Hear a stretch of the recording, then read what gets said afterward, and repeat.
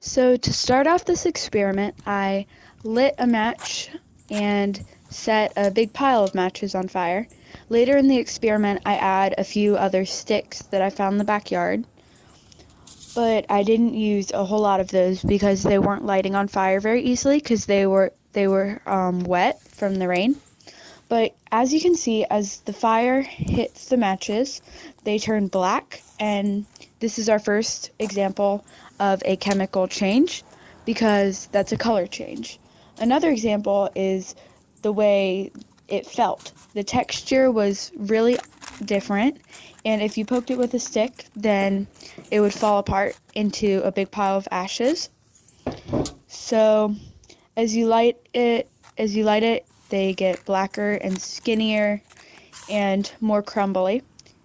I fast forwarded a few seconds, and by now most of the pile is lit and most of it is black.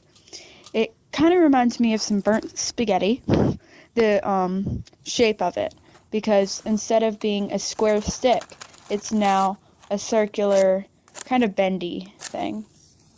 So, and here's our second example of a color change. The ashes in the bottom of the dish, they are now white instead of black, so it went from regular matches to black to white, and that's another reason why this is a chemical reaction.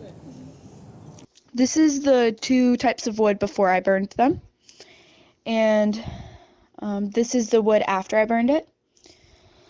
As you can see, it changed the properties.